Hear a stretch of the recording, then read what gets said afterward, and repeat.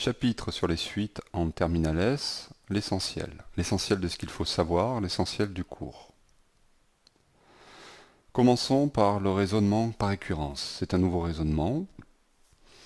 On va commencer par un exemple pour voir de quoi il s'agit. Ici, on veut établir pour tout n appartenant aux entiers naturels cette inégalité, c'est-à-dire que n carré est supérieur ou égal à 2n moins 1. Eh bien, par équivalence, en mettant tout à gauche, on obtient n carré moins 2n plus 1 supérieur ou égal à 0, ce qui est équivalent, ici comme on a une identité remarquable, on peut factoriser et écrire n moins 1 au carré supérieur ou égal à 0. Cette relation étant vraie, quel que soit n entier naturel, celle-ci l'est aussi à cause des équivalences. Donc on vient de montrer, pour une infinité de valeurs de n, une relation. Voyons un autre exemple. De la même façon, on veut établir pour tout n appartenant aux entiers naturels 2 puissance n supérieur ou égal à 2n moins 1. On fait comme tout à l'heure, on met tout à gauche et on obtient que c'est équivalent à 2 puissance n moins 2n plus 1 supérieur ou égal à 0. On n'a aucun moyen ici de continuer par équivalence, donc on voudrait en fait étudier le signe de ce terme ici. Posons, donc ce terme, c'est le terme d'une suite, mettons la suite, le terme général un qui est égal à ça. Donc posons que ce terme est le terme général d'une suite un. Cette suite un donc est définie comme sous forme explicite et la fonction associée donc c'est 2 puissance x moins 2x plus 1. Malheureusement, à notre niveau, on ne sait pas étudier les variations, on ne va pas savoir dériver de puissance x. Donc on ne va pas pouvoir étudier les variations ici de cette fonction et déterminer quand c'est positif, négatif, etc. Donc pour l'instant, on est bloqué. Alors, est-ce qu'on pourrait faire autrement? Eh bien, oui, on va étudier chacun des termes, on va regarder chacun des termes, on va les prendre un par un. U0 égale 2 puissance 0 moins 2 fois 0 plus 1, et ça fait 2. Pour U1, on fait pareil, ça fait 1, pour U2, ça fait 1, pour U3, ça fait 3, et on s'aperçoit de quoi? Que c'est tout le temps positif, donc c'est bon, c'est bon. Pour 0, pour 1, pour 2, pour 3. Sauf qu'il faudrait continuer ici pour 4, pour 5, pour 6, pour 10, pour 100, pour 1000, pour 10 000, mais jusqu'à l'infini. Donc il y aurait une infinité de relations à écrire et à vérifier. Et ça, on peut évidemment pas le réaliser. C'est pas possible. On voit bien ici donc qu'on n'arrive à rien, donc il nous faut un nouveau type de raisonnement pour arriver à un résultat et pour démontrer ceci pour tout n appartenant aux entiers naturels, et ça va être le raisonnement par récurrence. Donc voyons ceci en détail. Donc avant de parler à proprement dit du raisonnement par récurrence, notons une chose. Ici, une propriété au rang n va être notée de cette façon, P de n, et elle va être égale. P de n, on va dire que c'est cette relation de puissance n supérieure ou égale à 2n moins 1. Et on le met entre guillemets. Donc ça, c'est la propriété au rang n. Écrire P de 5 signifie que P de 5 est vérifié. Il est inutile d'ajouter P de 5 vrai, par exemple. Donc P de 5 signifie que 2 puissance 5 est supérieur ou égal à 2 fois 5 moins 1. Voyons le principe du raisonnement par récurrence. Les dominos. On connaît tous le principe des dominos.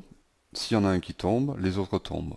Mais pour cela, il faut qu'ils soient suffisamment bien placés pour que tous tombent les uns après les autres.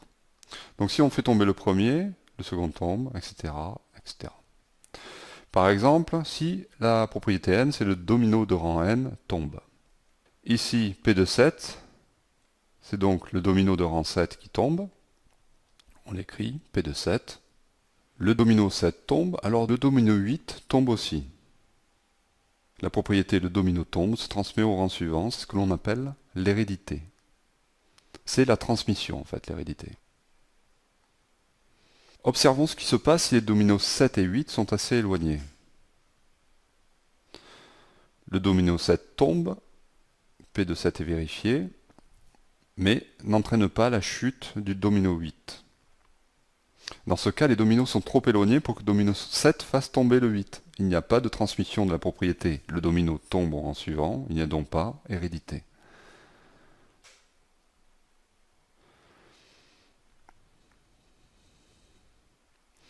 Pour résumer le principe d'hérédité, quel que soit le domino que l'on choisisse de faire tomber, ici le nème, sa chute doit entraîner la chute du domino qui suit, le n plus unième.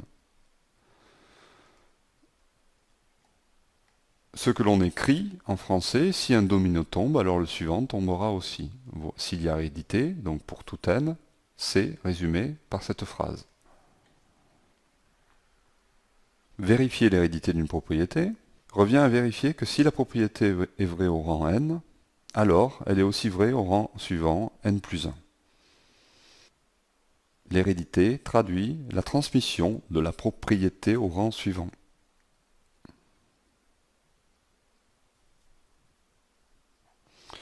Dans notre exemple de domino, pour qu'il y ait hérédité, pour qu'un domino entraîne la chute du suivant, il faut qu'il soit suffisamment proche. Donc il faut qu'il soit bien placé. On considère maintenant qu'il y a hérédité, c'est-à-dire que si un domino tombe, le suivant tombera aussi. Pour que les dominos tombent les uns après les autres, il faut faire tomber le premier. C'est ce qu'on appelle l'initialisation.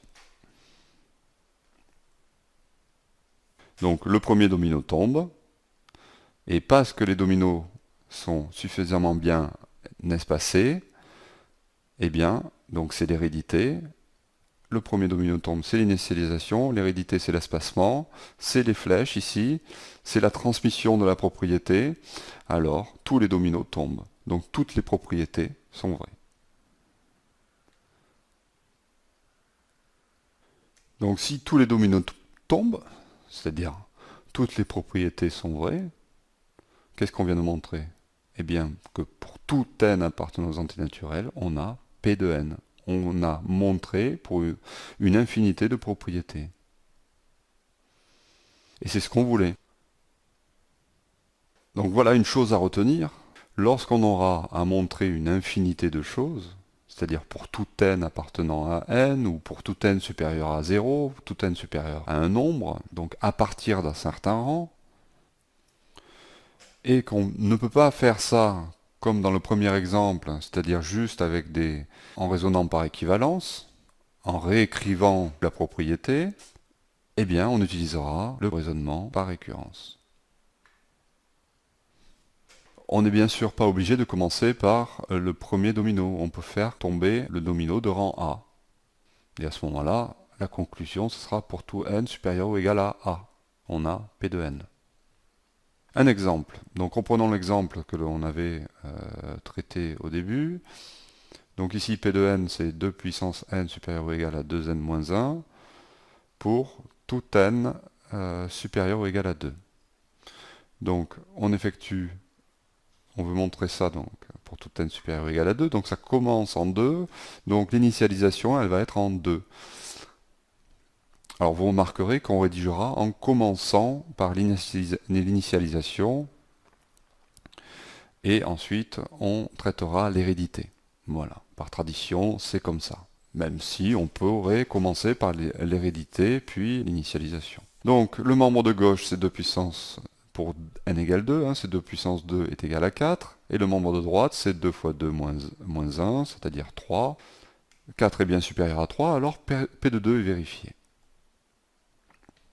Maintenant, montrons l'hérédité, c'est-à-dire la transmission de la propriété. C'est-à-dire cette relation. P de n vérifié, alors P de n plus 1 l'est aussi. Donc pour tout n supérieur ou égal à 2, on suppose que l'on a P de n, c'est-à-dire que P de n est vérifié. Montrons que l'on a aussi P de n plus 1. Là, on va écrire ce que c'est que P de n plus 1, parce que autant P de n on l'a là, mais P de n plus 1 on n'en a aucune idée, donc on va l'écrire en remplaçant n par n plus 1. Donc on a 2 puissance n plus 1 supérieur ou égal à n facteur de n plus 1 moins 1. Ce qui est supérieur ou égal, en réarrangeant ça, à 2n plus 1. Donc, je répète, on part de ceci que l'on connaît, puisqu'on a supposé vrai, ça c'est vérifié, et on va montrer ceci. Donc ici on écrit ce que l'on sait, ceci, et par équivalence, on va essayer de démontrer ça. On se rend compte que pour avoir 2 puissance n plus 1, il faut multiplier 2 puissance n par 2. On multiplie par 2 à gauche et à droite, et on obtient cette relation, c'est-à-dire 2 puissance n plus 1 supérieur ou égal à 4n moins 2. Ah, bien, ce n'est pas exactement ce que l'on voulait montrer, mais si on pouvait montrer que 4n moins 2 était supérieur ou égal à 2n plus 1, alors ça serait parfait. Essayons de le montrer. Donc montrons que 4n moins 2 est supérieur ou égal à 2n plus 1. Raisonnons par équivalence. C'est équivalent à 2n moins 3 supérieur ou égal à 0, qui est équivalent à n supérieur ou égal à 3 demi. Et c'est équivalent, ceci, pourquoi? Parce que 3 demi, ce n'est pas un entier, équivalent à n supérieur ou égal à 2.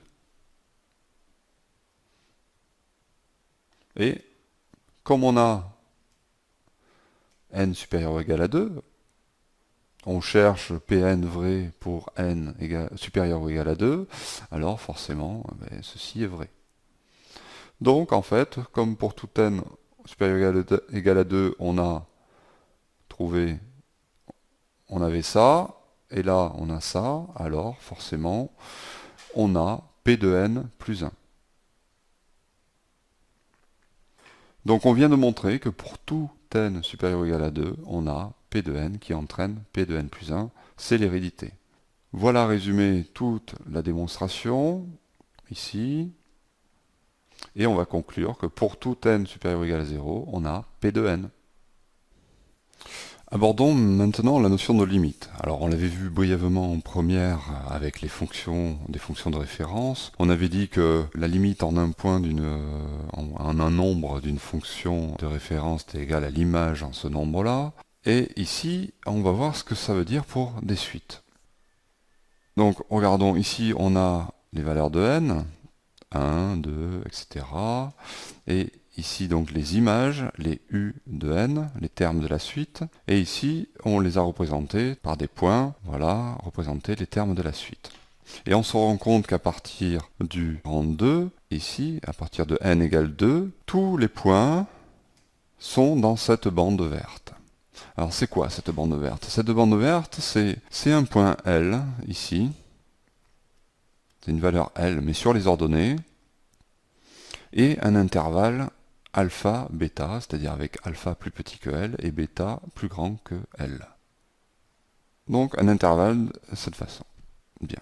Représenté sur un axe, si on prend juste l'axe des ordonnées, on a ceci, donc L appartient à l'intervalle alpha, bêta. Donc je répète, à partir du rang 1, toutes les valeurs de la suite sont comprises dans cette bande, c'est-à-dire que les images, les valeurs de un sont dans l'intervalle alpha, bêta.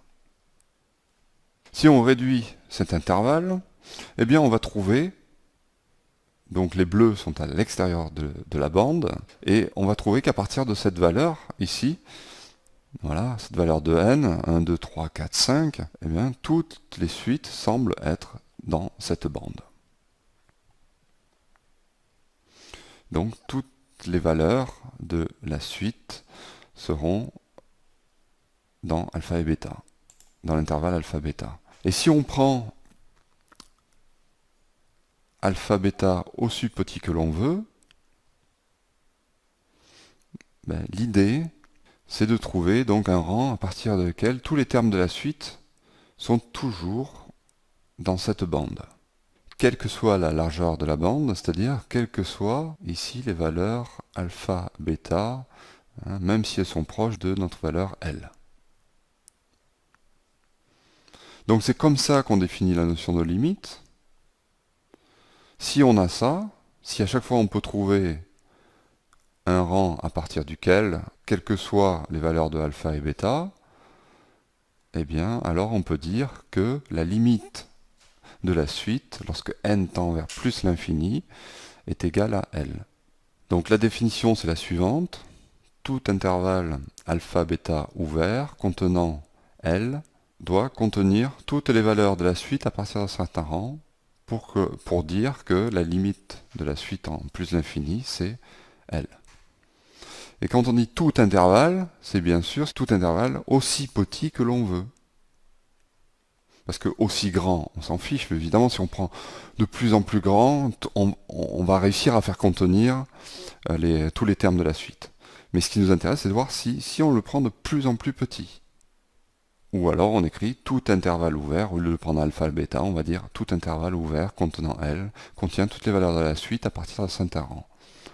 Donc, c'est bien ça qui est important. À partir d'un rang, toutes les valeurs jusqu'à l'infini sont dans cet intervalle, sont dans cette bande verte. Quelle que soit la bande verte en fait.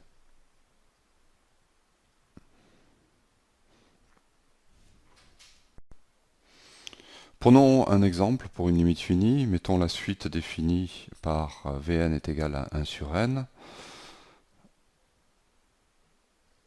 Si on trace par exemple à la calculatrice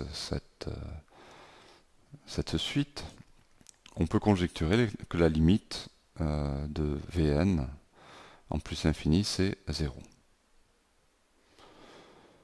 Une remarque, comme Vn est une suite, 1, 2, 3, 4, où les valeurs de n sont ici, représenter les points de la suite, on voit que les points se rapprochent donc de 0.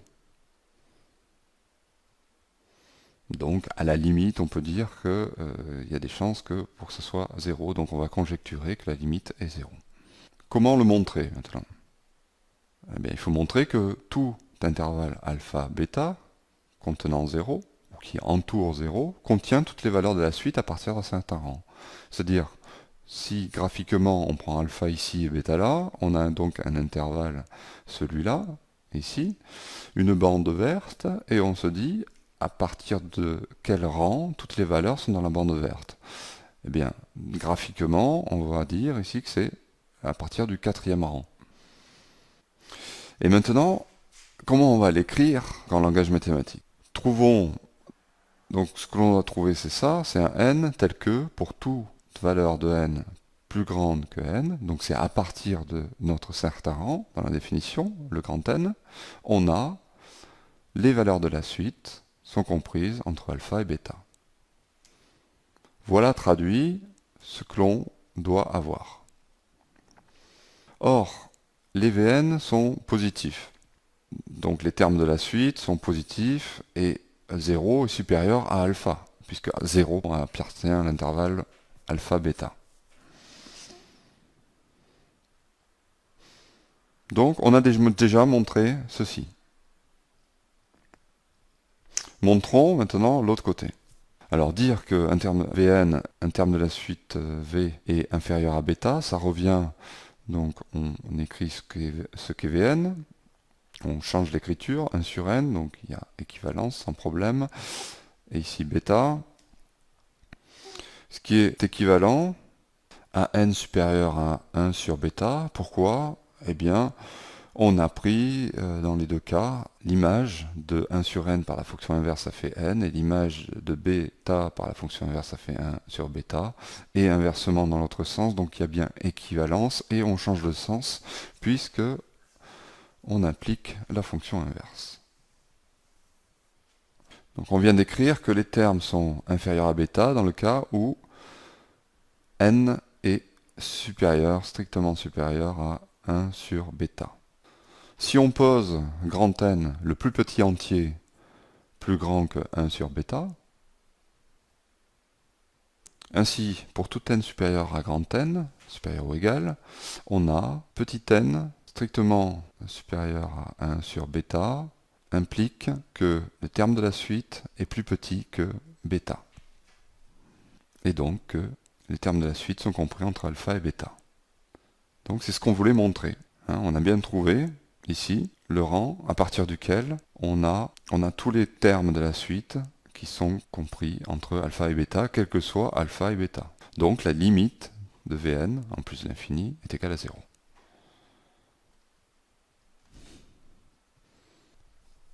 Voyons les limites finies de suite de référence. Quelques suites définies pour tout entier naturel, non nul, qui ont pour limite 0, donc 1 sur n, 1 sur n carré, 1 sur n cube et 1 sur racine de n. Pour retenir tout ça, il suffit de juste retenir que ces suites sont des suites de référence. Quant à la limite, il suffit à la calculatrice de remplacer n par une valeur grande, comme 10 puissance 10 par exemple, et à ce moment-là, ça vous donnera quasiment 0.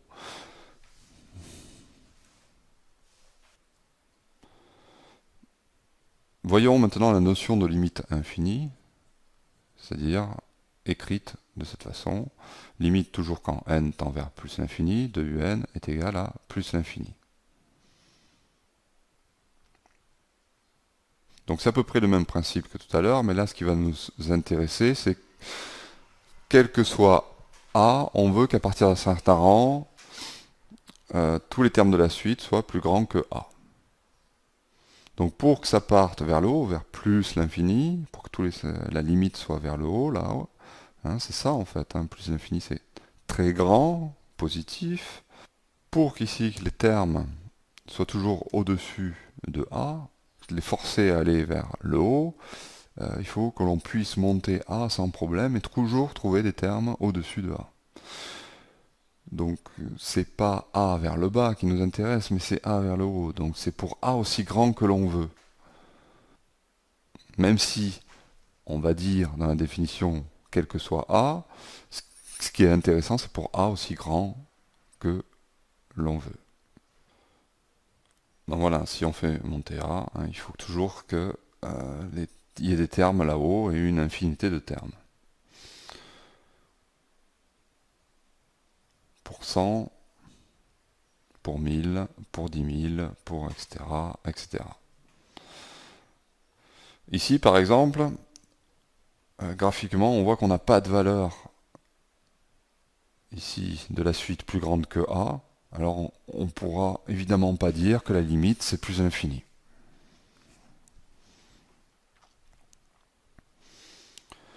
Donc la définition de la limite de la suite en plus l'infini, c'est pour tout a positif, à partir de certain rang, on a tous les termes de la suite qui sont plus grands que a. Donc ici, pour tout a, quel que soit a positif. Mais sous-entendu, quel que soit a, aussi grand que l'on veut.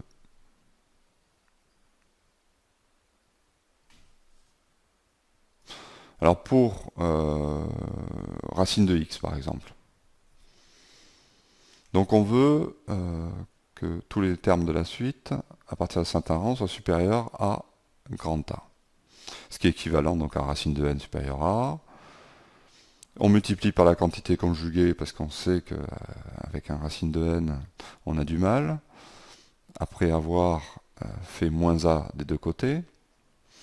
Et on obtient donc n moins a carré supérieur à 0, c'est-à-dire n strictement supérieur à a carré. Alors si on pose que grand N est le premier entier plus grand que a carré, pour tout n supérieur ou égal à grand N, on a ceci, évidemment, puisque grand N est défini pour avoir ceci.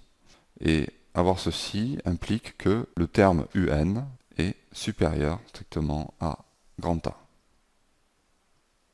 Et ce, quel que soit A. Donc la limite de racine de n, lorsque n tend vers plus l'infini, est égale à plus l'infini. Voyons les suites de référence qui ont pour limite plus l'infini. Il y a n, n carré, n cube, racine de n. Donc ça ressemble beaucoup à celle de tout à l'heure, hein, qui était 1 sur n carré, 1 sur n cube, 1 sur racine de n. Donc c'est facile de retenir quelles sont les suites de référence. Et de la même façon, pour avoir une idée de la limite, il suffit de prendre pour n une très grande valeur, donc est positive comme 10 puissance 10, et à ce moment-là, on a une idée de la limite.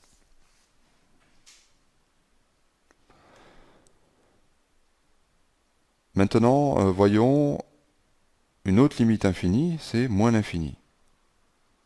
Alors cette fois-ci, au lieu de prendre pour tout A positif, on va prendre pour tout A négatif. Donc à partir de un certain rang, on a un inférieur à A.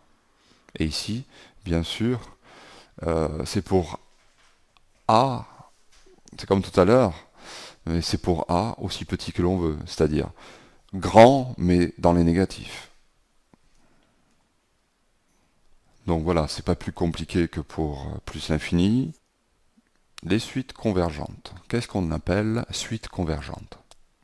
Une suite, elle peut ne pas avoir de limite, ou en avoir une, et à ce moment-là, ça se note limite. On écrit, si elle en a une, limite, lorsque n tend vers plus infini, de un. Maintenant, c'est pas parce qu'on écrit limite, donc elle a une limite, que l'on sait sa valeur, il faut le rajouter ensuite. Donc soit on a une limite infinie, soit on a une limite finie. Infinie, positive ou négative, et finie. Et qu'est-ce qu'on appelle donc une suite qui a une limite, d'une part, et qui en plus a une limite finie? Eh bien, c'est une suite convergente.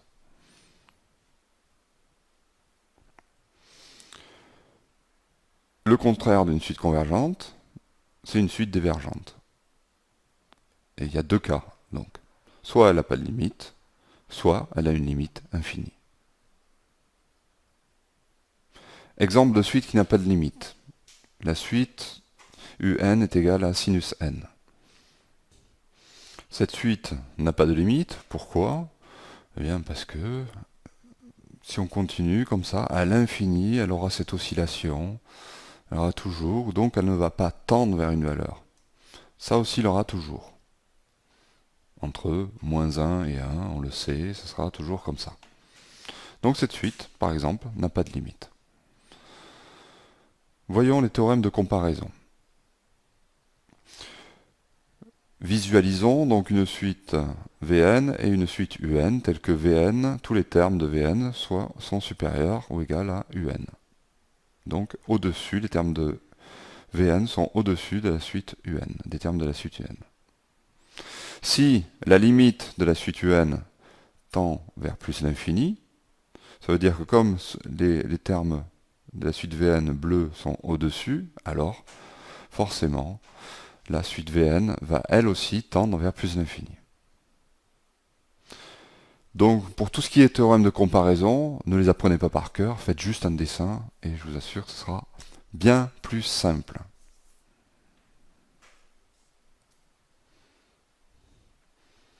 Donc le théorème de comparaison, qu'est-ce qu'il dit?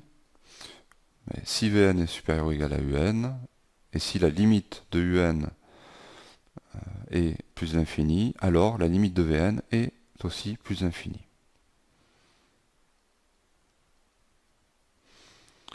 Ici, la démonstration avec le langage mathématique.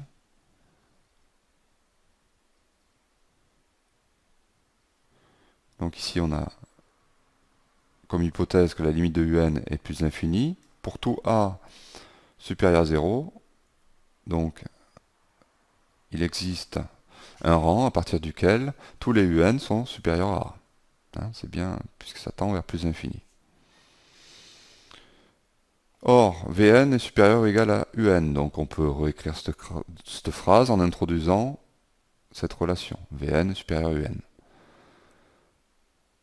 Ce qui nous donne que, du coup, que Vn est supérieur à A. Que l'on traduit tout de suite par la limite de Vn est plus l'infini.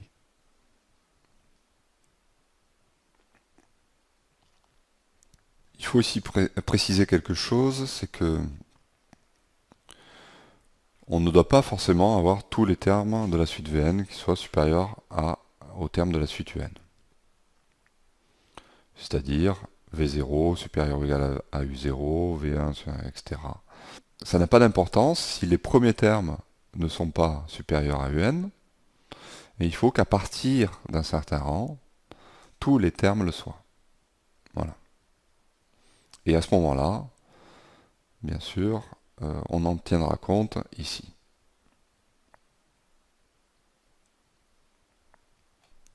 Suite croissante et convergente.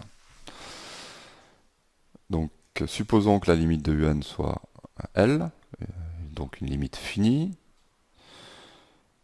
On a ici deux suites, représentées deux suites, une bleue et une rouge. La bleue, elle, n'est pas croissante. Ben oui, en effet, elle décroît après. Ainsi, rien qu'avec le dessin, on peut imaginer que si la suite est croissante, c'est-à-dire qu'elle ressemble à la rouge, et qu'elle a pour limite L, alors tous ces termes les termes de la suite sont plus petits que L, plus petits ou égaux à L. Donc voilà la propriété. Si une suite est croissante et admet pour limite L, alors tous les termes de la suite sont inférieurs ou égaux à L.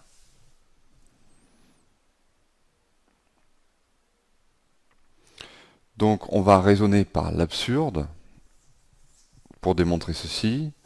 Supposez qu'un terme de la suite est plus grand que L, comme dans le graphique que je vous ai montré, et montrer que on arrive donc à une absurdité.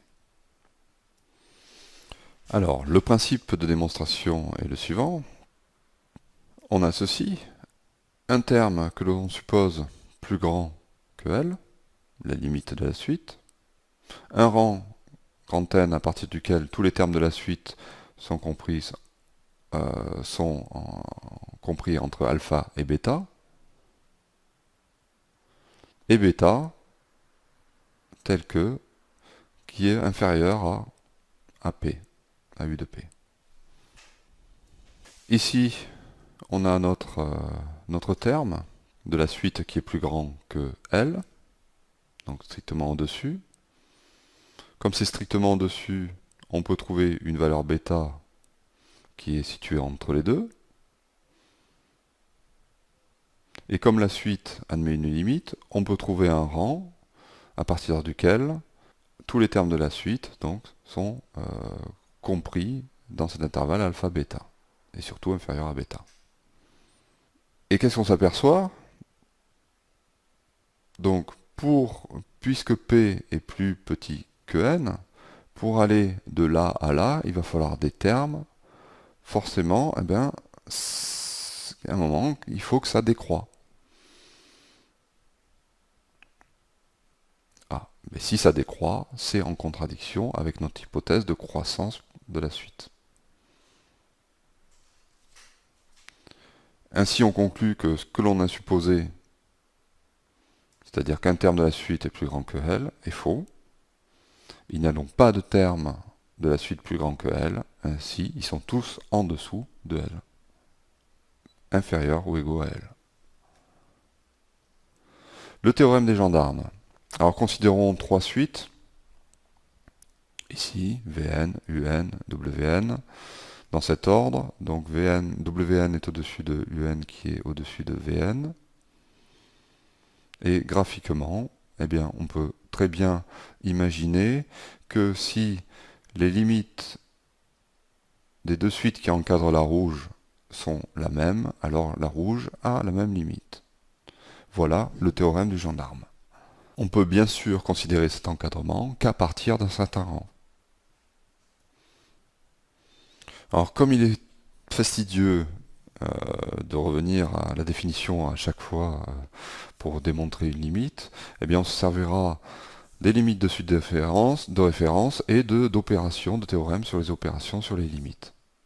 Alors plutôt que d'écrire donc les résultats des théorèmes sur les opérations sur les limites sous forme de tableau, ce que je vous propose c'est de retenir seulement les cas qui ne permettent pas de conclure directement, ce qu'on appelle les formes indéterminées, et on verra dans la partie savoir-faire comment retrouver facilement tous les autres résultats, et c'est très simple.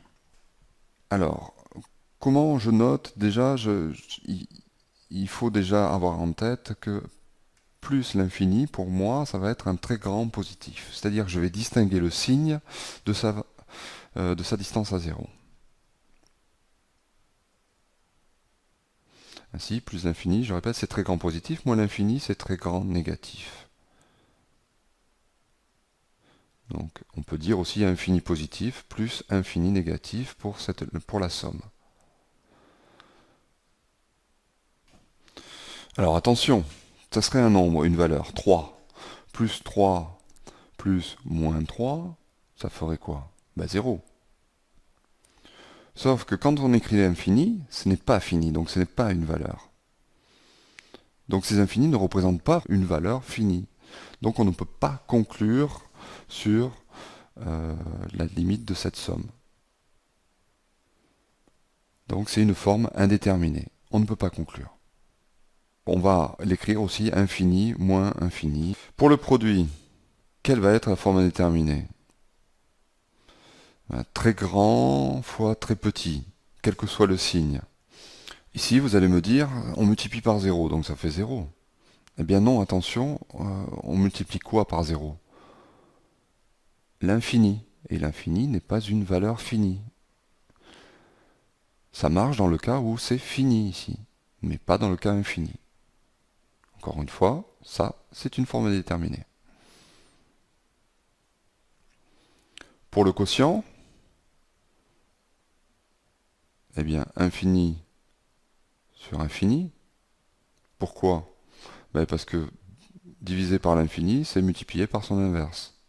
Et l'inverse de quelque chose de très grand, c'est très petit. Donc c'est 0. Ça revient à ça.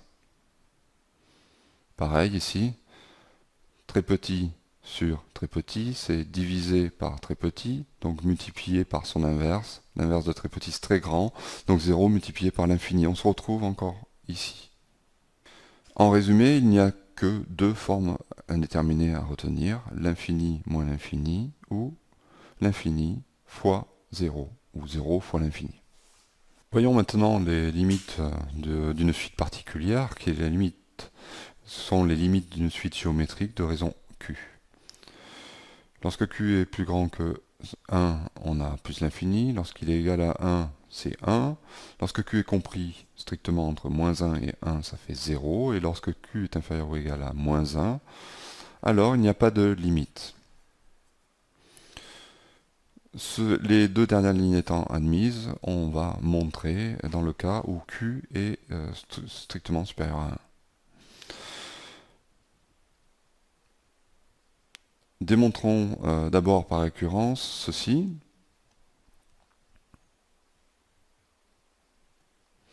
Donc on pose P de n est égal à ça. On a l'initialisation et je vous invite à regarder précisément comment l'on fait ou à le faire vous. Vous avez la correction ici. C'est un bon exercice d'entraînement sur le raisonnement par récurrence. Donc maintenant que l'on a montré que pour tout n entier, on a ceci, si q est strictement supérieur à 1, alors on peut écrire q égale à 1 plus a avec a strictement supérieur à 0. En utilisant la relation de dessus, on a donc pour tout n appartenant aux antinaturels, q puissance n, c'est 1 plus a, est supérieur ou égal à 1 plus na.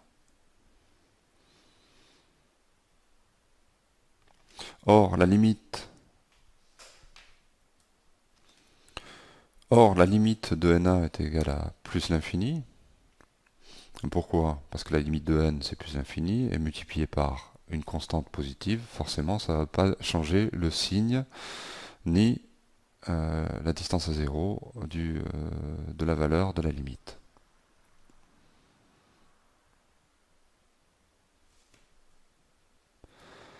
Ça ne va changer ni le signe de la limite, ni son ordre de grandeur. Ainsi, si la limite de na est égale à plus de l'infini, si on rajoute 1, mais ça ne change rien non plus à la limite, ce sera toujours plus l'infini. Alors, si ça tend vers plus l'infini.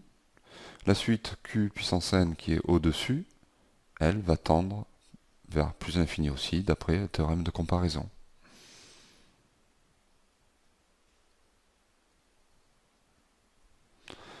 Abordons maintenant les suites minorées, majorées, bornées. Ici, on a une suite, le maximum de la suite, donc c'est le terme de la suite le plus grand.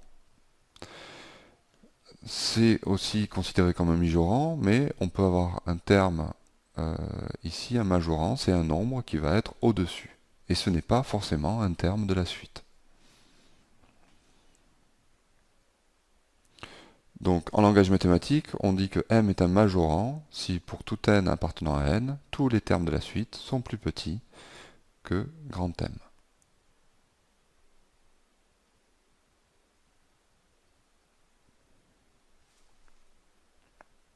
De la même façon, on définit un minorant. C'est un nombre tel que tous les termes de la suite sont supérieurs ou égaux à petit m.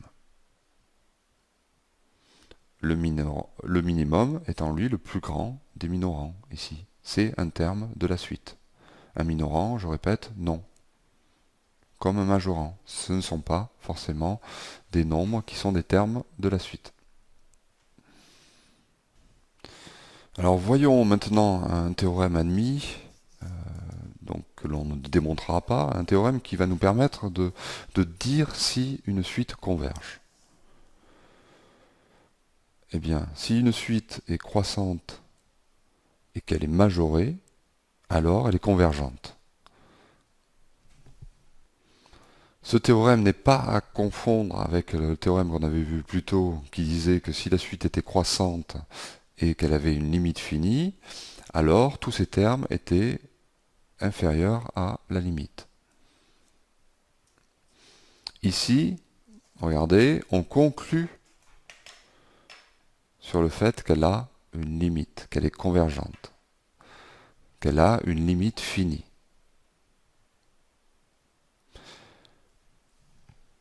De la même façon, une suite décroissante et minorée est aussi convergente. Attention, une autre chose, dire qu'une suite est convergente veut dire seulement qu'elle a une limite finie, mais elle ne donne en aucun cas la valeur de la limite.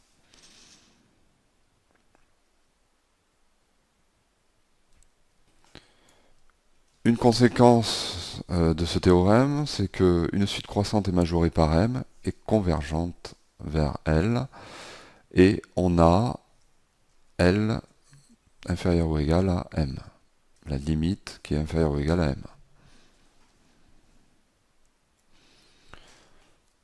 Ça veut dire quoi?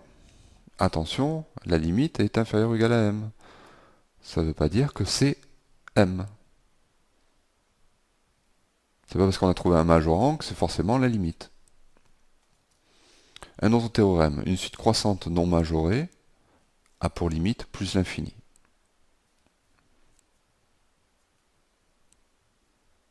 C'est-à-dire si elle est croissante et qu'on ne trouve pas de majorant, elle tend forcément vers plus l'infini. Démonstration.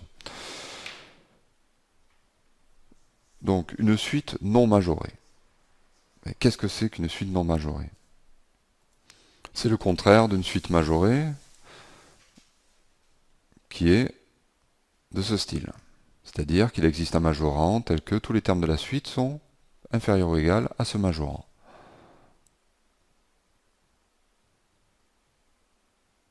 Non majoré, c'est que eh bien, il existe toujours un terme qui est au-dessus de ce majorant.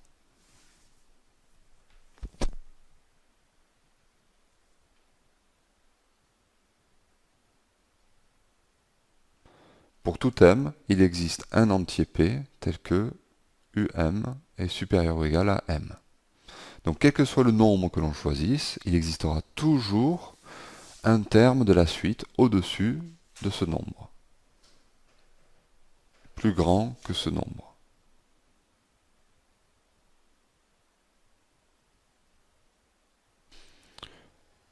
Comme elle est croissante, on peut dire alors tous les termes à partir de P sont plus grands que U de P. Et U de P est strictement supérieur à M. Ainsi, pour toute valeur de M, il existe un rang P à partir duquel tous les termes de la suite sont plus grands que M. C'est la définition de la limite, d'une limite plus l'infini. C'est ce qu'on voulait démontrer. On pourrait faire de même avec une suite décroissante non minorée qui a pour limite moins l'infini. Avant de finir ce cours, on va revoir donc le théorème que l'on avait vu un peu plus tôt, qui disait une suite croissante et de limite L. Alors ici on n'utilise pas ça, mais on dit est convergente, de limite donc finie, et majorée par sa limite. Donc tous les termes, on avait dit, étaient inférieurs ou égal à sa limite. C'est exactement ce qui est écrit ici. On avait vu une démonstration. Ici, on va voir une autre démonstration qui se rapproche beaucoup de celle que l'on a vue. Donc une démonstration par l'absurde. On va supposer encore de la même façon qu'il existe un terme UP plus strictement supérieur à la limite. Comme elle est convergente, donc pour tout alpha bêta contenant L, il existe un rang, etc. Donc on va prendre un intervalle ici tel que bêta est compris entre L et UP. En effet, il y a la place puisque c'est strictement supérieur à L. Donc on peut très bien prendre un bêta entre les deux. Comme la suite est croissante, à partir de UP, les termes ils vont augmenter. Et ils vont jamais revenir dans la zone verte, donc il sera impossible de trouver un rang à partir duquel ils seront tous contenus dans la zone verte. Donc il y a contradiction avec l'idée de limite, donc de convergence. Voilà pour l'essentiel du cours sur les suites en terminale S. Je vous donne rendez-vous à la deuxième vidéo sur les exercices, les méthodes et la rédaction.